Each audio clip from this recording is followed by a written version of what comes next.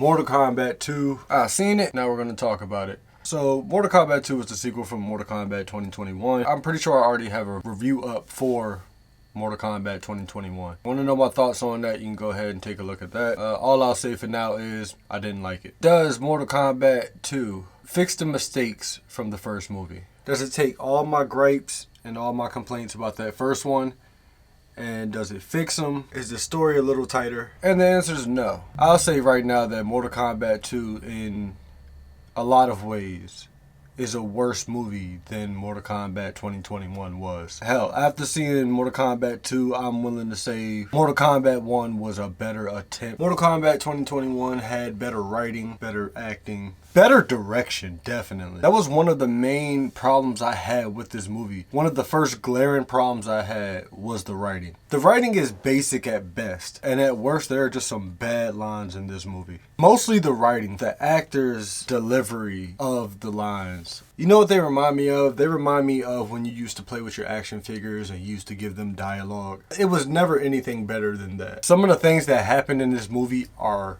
so cliche. When they happen on screen, I can't help but roll my eyes at these moments. I'm gonna try to keep this first part spoiler free. In another video, I might touch on some spoilers. But yeah, the writing is just horrible in this movie. So before I get going on parts about the movie I really didn't like, I want to talk about the cast for a little bit. I'll skip most of the ones that came from the first movie, from that first Mortal Kombat in 2021. Other than the guy who played Liu Kang, Ludi Lin, he did buff up a little bit. He looks more like Liu Kang here than he did in that first one. Other than that, I'm going to talk about some of the newer characters, and I'll be talking more about the older characters in my spoiler-filled review.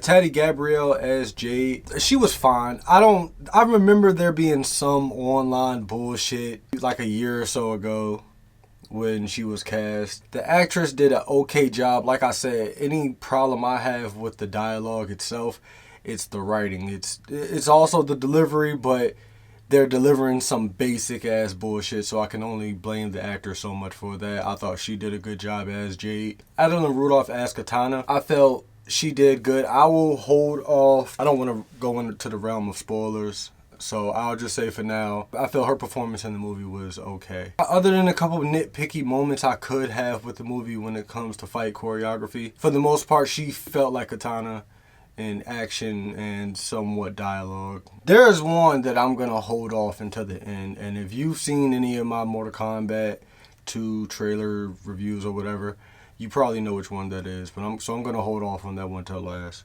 Martin Ford as Shao Kahn. Every character, I mean every single character in this movie has their fucking corny, cheesy moment. But Shao Kahn is pretty much just the body. If I'm going to judge him, I have to put him on the same category that I do Samoa Joe when he plays Two-Face. I think he did a great job as Shao Kahn. The choreography for some of the action and shit, I feel like they could have done a couple more cheap moves just to, illustrate Shao Kahn, but I do feel like his presence as Shao Kahn throughout the movie works for what the movie's going for. Because Shao Kahn, he's in a lot of this movie. He's in a lot more of this movie than I really thought he would be. CJ Bloomfield as Baraka, that's something I'm going to have to dive more into in the spoiler review. I will say I do like his interpretation for Baraka. There's another character that I have to wait until the spoiler review to talk about, because when I first seen the teaser trailer, if he's in a second of it, I missed it. The design could have been way better. The actor choice could have been better. So yeah, alright, as for all the actors in the movie, that's about all I can get into right now. Because the other characters who I do want to talk about, I can't talk about them without it going into spoilers. But the cast, for the most part, I feel did the best job that could be done with the script that they were given. All except for one person. So before I talk about what I want to talk about, I just want to give a little bit of a synopsis of the fucking story. Before I went to go see it, I didn't know much about it. I didn't know who they were going to follow, what they were going to do. I was under the assumption that they were going to follow Johnny Cage. I'm not going to tell you if you don't already know. You probably already do, but just in case you don't, I'll hold off on it in this video. Johnny Cage is far from the main character of this movie. In fact, if you ask me, Johnny Cage had no reason to be in this movie. Like I said, before I get into that, let me talk about the movie as a story. So to me, the movie itself is nothing more than a mishmash of different Mortal Kombat properties throughout the many fucking years it's been. The problem I found with this movie is some of the shit it pulls from doesn't make any fucking sense. It's asking you, and it's really begging the audience to know most of the Mortal Kombat lore that exists, so that by the time shit happens on screen, you know where that's from, you know where they got this, you know where they got that. The problem with that is not all of the shit that they pull from happens in the same timeline, in the same game, or, you know, anything like that. To me, Mortal Kombat has to be well thought out. There is too much lore throughout the past 30 years for no one to be able to structure a proper story. I could see different inspirations and things that they pull to make this movie. I'm saying not only do none of them make sense in here, the movie blew itself up or tripped itself in the first movie with not paying attention, and it's something that I've mentioned before, not paying attention to the characters you use. The characters you use in Mortal Kombat are very important. And you can't just use certain characters here and not explain there, because Mortal Kombat over the past 30 years has led to lineage and cousins and descendants and all this other shit. So with Melina, and this isn't a spoiler, with Melina being in the first movie before you introduce Katana, and then you kill Melina, now you have this open area where Melina should be in the second movie, and they use Jade to fill that. That's just one of the examples I could pull off the top of my head right now. And this whole second movie was like watching the result of them shooting themselves in the foot. I was hoping that they would take some moments from the first movie, maybe fix some things and give us a better story and just a better movie in general, without having to go through the denial steps of why this movie is worse than I wanted it to be. The only good thing that I can think of when I think back on this movie, some of the background, some of the levels, they look pretty good. Still had that dark kind of CGI tint to it. I did see this movie in IMAX, so the fact that some of it was still a little dark was a little disappointing. But other than that, other than one, I believe, there's only one live action stage. I don't believe it's a spoiler. I'll still leave it out though. But other than that one, every other level I've seen, every other stage or whatever, the backgrounds in the movie, there's still some small hints of like, I'm worried about AI, and some shit kind of looks AI or too CGI, too green screen background.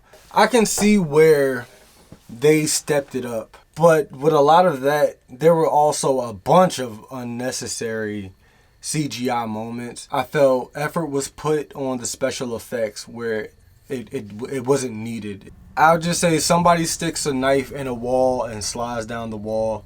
The CGI is just like too crisp on it just for what they're doing. And it's not even like they could have done a backflip and done the same thing. It's not like the building was that high in order for them to have to do all that. Some of the editing in this movie doesn't flow well at all. There's moments where I got lost, and I'm normally pretty good at keeping track of what's going on when things get a little back and forth in movies or TV shows. This shit just had me lost. When it comes to the fights in the movie, I can only really think of one solid fight that I thoroughly enjoyed, that I hands down called the best fight of the movie the moment it was over. I'm not going to say which fight that is now. I'll save that for the spoiler review. It is without a doubt, I'm talking about cinematography wise, background wise, choreography wise, it was hands down the best fucking fight of the entire movie. The background music, I normally don't talk about that in reviews unless it stands out, whether good or bad. The music in this movie, fire the music editor. I'm sorry if this shit changes or whatever. The background music covers up the dialogue sometimes. There's one part where it completely covers everything that the actor is saying, to where you can't even hear what the actor's saying because the music's so loud. Alright, so to keep this spoiler free and keep this as short as possible, the last thing I'm going to talk about is what I was worried about before going into the movie. Soon as I heard about the casting of Johnny Cage, I strongly disagreed with the actor who they got to play him.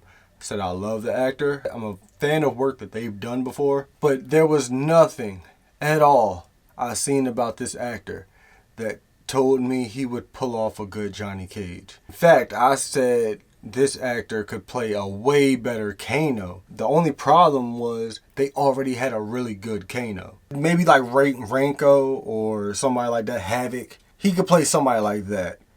But to cast Karl Urban as Johnny Cage was the biggest mistake this movie did. From the moment he's on screen, you know he's wrong for the role. There was not one moment in this movie where he felt like the embodiment of Johnny Cage. For those of you who might not know, Johnny Cage's backstory is he's an actor who wants to be taken serious as a martial artist. There are several different avenues they have played with that. They've played Johnny Cage at the fall of his career, and then they played Johnny Cage at the end of his career, stuff like that. But the core of the character was, and always should be, he's an actor who wants to prove himself as an actual martial artist.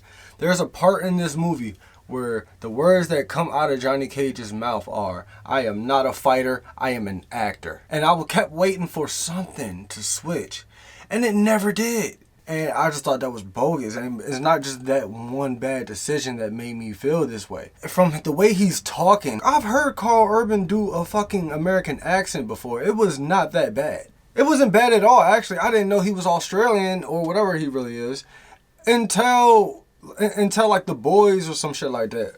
Until I heard him talk in the actual interview and shit. When you watch it for yourself, close your eyes when he's talking and tell me he does not sound like Hugh Jackman. You could tell from the very beginning, he is strictly there for the paycheck. He is phoning it in. I'll get more into details in the spoiler review. By the time I got done watching the movie, there was absolutely no need for the character of Johnny Cage to be in this movie, mainly because they had already blew that storyline on Cole Young. There's someone else I look forward to talking to in the spoiler review. Karl Urban throughout this entire movie as Johnny Cage. Give him a couple of the Johnny Cage movements and all this other shit. When that shit's going down, you forget it's even Karl Urban playing him. It'll cut to Karl Urban and you'll be like, you could have just casted somebody else to play that fucking role. Maybe somebody else who actually had some sort of background in maybe martial arts or, some shit to where they could pull off Johnny Cage's actual movements and it not be CGI the whole fucking, every move he makes is CGI. Every time Johnny Cage fights in this movie, he uses the same moves. And it's not like spamming moves like the game and they're trying to throw Easter eggs at you. No. It's like they just use the same animation, the same CGI or whatever.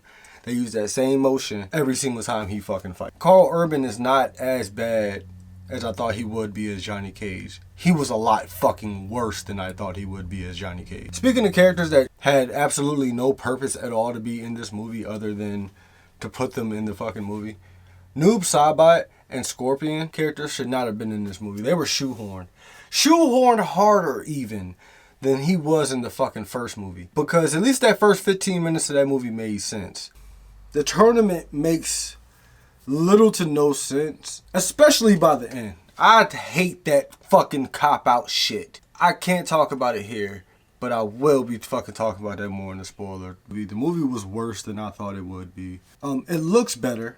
The comedy fell flat, other than one fight that was my favorite. The action is bland at very best, but the story as a whole is the worst Mortal Kombat story I think I've ever seen, live action or animated form. I'm just gonna give this movie a 2 out of 5.